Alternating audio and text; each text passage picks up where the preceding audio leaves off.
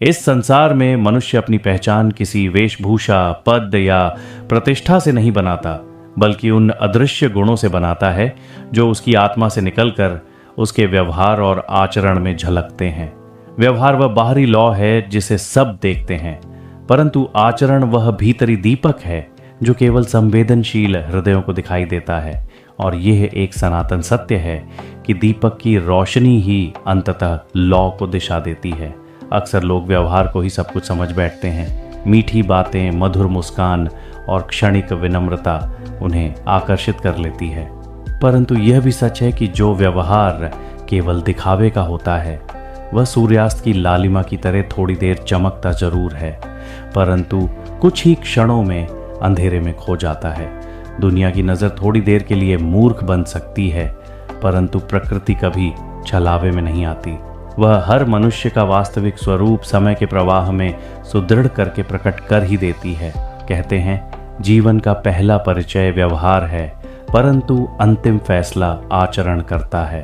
और यह बिल्कुल सत्य है। जिस मनुष्य का आचरण निर्मल, सच्चा और सहज होता है, उसके शब्द भले साधारण हो, लेकिन उसकी उपस्थिति में लोगों को एक गहरी शांति मिलती है। वह व्यक्ति चाहे तुरंत प्रभाव ना छोड़ पाए, परंतु धीरे धीरे उसके सत्य, उसकी करुणा और उसकी निष्ठा की सुगंध समाज में फैलने लगती है। ऐसा व्यक्ति नदी की तरह होता है, धीमा सही परंतु निश्चित, शांत सही परंतु गहरा। इसके विपरीत जो मनुष्य आचरण से खोखला है पर व्यवहार में चमक दिखाता है, वह मेघों के बिना बिजली जैसा होता है, दिखता बहुत है पर बरसता नहीं। ऐसे मनुष्य थोड़े समय के लिए सम्मान पा सकते हैं, परंतु सम्मान टिकता उसी के पास है जिसका हृदय सत्य से जुड़ा है। आचरण वास्तव में मनुष्य की आत्मा का प्रतिबिंब है। वही उसका धर्म है, पहचान है और ईश्वर से उसका सच्चा संबंध भी। व्यवहार केवल बाहर की दुनिया का पुल है, पर आचरण भीतर की दुनिया का मूल। जब मूल मजबूत होता है तब पुल स्वयं ही स्थिर हो जाता है।